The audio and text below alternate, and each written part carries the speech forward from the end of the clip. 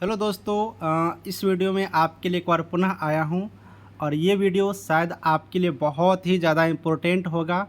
और आप सब लोग जहां तहां से किसी भी माध्यम से अगर ये न्यूज़ सुने हो कि बीटीएससी 10,709 एएनएम परीक्षा पर 5 केस फिर से हुआ है या फिर जो भी 2-3-4 केस हो वो फिर से हुआ है, तो आखिर क्यों हुआ है, किस लिए हुआ है और आखिर क्या साजिश है, सब कुछ मैं आपको इस वीडियो में डिटेल्स में बताने वाला हूं। इसलिए मैं आपको सब दिन की तरह आज भी रिक्वेस्ट करूंगा कि वीडियो को अंत तक देखना।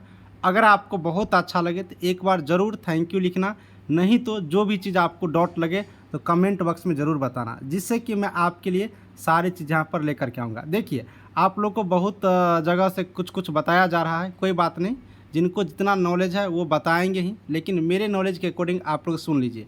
देखिए, आप लोग यहाँ पर देखेंगे LPA 364 दर्ज हुआ है।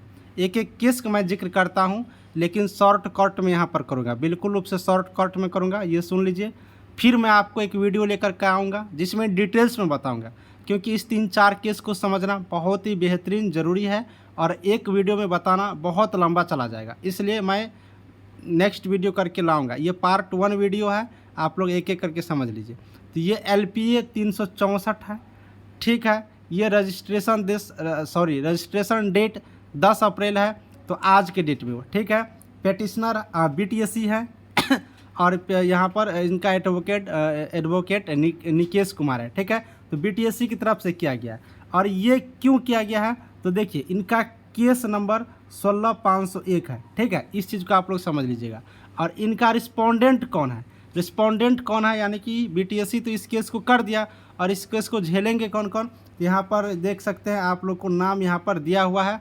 और एक ख़ास बात ये भी है कि इसमें इंक्लूडिंग है जो स्टूडेंट है, इसके अलावे इसमें इंक्लूडिंग है जो इम्पोर्टेंट पॉइंट है कि द स्टेट ऑफ बिहार, जिसमें secretary of government of Bihar लिखा हुआ है, the additional chief secretary cum principal secretary government of Bihar का, मतलब health department government of Bihar का, ठीक है। उसके बाद deputy secretary health department government of Bihar का। उसके बाद the director in chief health service nursing department of health government of Bihar का। कहने का मतलब यहाँ पर है, जो स्टूडेंट रिस्पोंडेंट है वो तो है ही, लेकिन यहाँ पर कुछ बिहार सरकार के ऊपर जो हेल्थ डिपार्टमेंट से हैं उन सबको भी इसमें इंक्लूड किया गया। तो एक बात आप लोग इन सब चीज़ को समझिए, जो कोई नहीं आपको बताएगा, मैं आपको एक ही चीज़ बताता हूँ। केस कौन किया, BTSC। इंक्लूडिंग किसको किया है, स्टूडेंट के अलावे को, हेल्थ डिपार्टमेंट को, जो इसमें स्पष्ट है, देख लीजिए।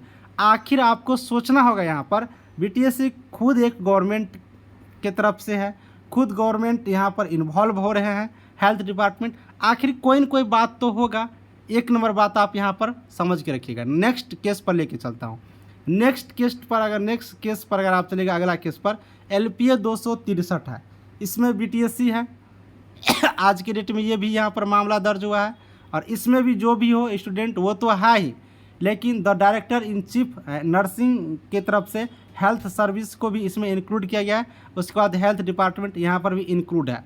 उसके बाद यहाँ पर अगर हम लोग बात करते हैं नेक्स्ट अगला केस को, तो ये भी यहाँ पर LPA ही है, लेकिन केस नंबर 113 है, LPA है। और यहाँ पर अगर आप लोग देखिएगा तो BTSC ही है। और इसमें रिस्पोंडेंट कौन है, तो इसमें भी रिस्पोंडेंट अगर आप लोग बात करिएगा तो कुछ हद तक यहाँ पर 22, 23, 24 यहाँ पर जो देखिएगा, तो यहाँ पर भी यहाँ पर अलग अलग डिस्ट्रिक्ट का जो यहाँ पर है वो मामला यहाँ पर दिया हुआ है, ठीक है। तो ये भी चीज़ है, तो ये भी चीज़ यहाँ पर आप लोग देख पाएंगे।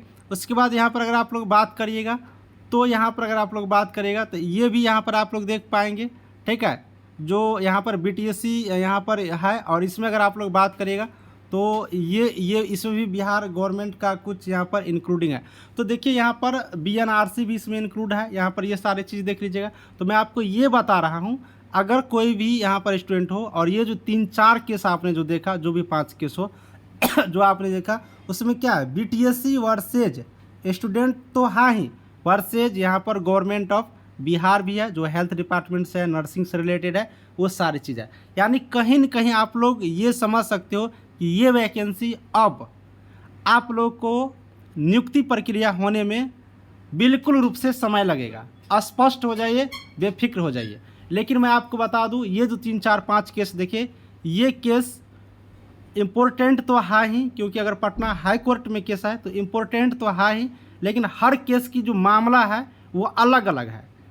इसमें किसी केस में मतलब एक्सपीरियंस को लेकर के है, तो किसी केस में कोई और बात है, किसी केस में कोई और बात है, इसीलिए मामला अलग अलग है। अभी जो आप लोग केस देख पा रहे हो, जो आज हियरिंग था और पहले था, वो क्या है तो चयन प्रक्रिया पर है।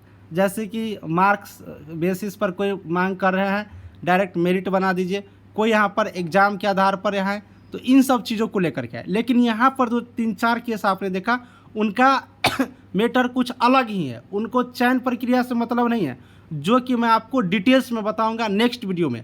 मैं तब तक मैं पूरी नोटिस, पूरी सारे चीज़ इकट्ठा करके आपके लिए मैं रीड कर लेता हूं, फिर मैं बताऊंगा, तो आपको और भी डिटेल्स में जानकारी मिलेगा। फिलहाल मैं आपको शॉर्टकट में लगभग बहुत सारे कुछ मैंने आपको बताया हूं, तो आप लोग यहाँ से समझ गई होगी कि आखिर मामला क्या है और क्या होने वाला है। और आप लोग इतना समझ लीजिए कि ये वैकेंसी अब क्या होगा, विलम्ब होगा। यहाँ पर 1 2 पॉइंट और दिखेगा, ये LPA है। अब ये LPA है तो LPA तो है, ये किस केस पर LPA है तो 17,653 केस। अगला देखेंगे तो अगला LPA किस पर है, तो इसका देखिए केस नंबर अलग है, इसका 113 है। इसके बाद यहाँ पर देखिएगा तो इस केस का अगर आप लोग देखिएगा तो इस केस का जो मैटर देखिएगा वो अलग है। तो यहाँ पर हर केस अलग है, हर केस का मैटर अलग है, हर कुछ अलग है। तो यहाँ पर बिल्कुल रूप से ये रही है। आज के केस के बारे में मैं आपको कुछ बता देता हूँ शॉर्टकट। देखिए, आज का केस का कुछ वकीलों द्वारा समय मांग लिया गया है, कुछ यहाँ पर डॉक्यूमेंट की कमी है। अगर आप लोग देखना चाहते हो तो वो ऑफिशियल नोटिस जारी हो चुका है, डाउनलोड कर लीजिए। इंग्लिश में लिखा हुआ है, नहीं समझ में आता है तो हिंदी कन्वर्ट कर लीजिए, अब फिर बच्चे को समझाइए, खुद भी समझिए, और आप लोग भी अपने से समझिए, और आप अपने से जूनियर बच्चे को और सीनियर बच्चे को भी समझाइए। अगर आपके माध्यम से कोई समझना चाहते हैं तो तब जाके सब कुछ क्लियर होगा। आए बाएँ कुछ भी बता देने से मतलब वो आपकी विचार होगा, मुझे कोई दिक्कत नहीं है, आप अपने विचार को प्रस्तुत कर सकते हैं, ठीक है। जो जानकारी अपडेट था मैं आपको यहाँ पर क्लियर सब कुछ बताया हूँ। अगर आपके माइंड में अभी भी कोई डाउट हो तो बताइएगा, मैं पुनः आ रहा हूँ नेक्स्ट वीडियो लेकर के, जिसमें आपको हर एक केस का पोल खोल करूँगा, हर एक पॉइंट बताऊँगा, और आप लोग यहाँ पर ये होंगे। लेकिन मैं आपको ये अभी बता देता हूँ, आप लोग के अंतर्गत थोड़ा सा पैसेंस की कमी है।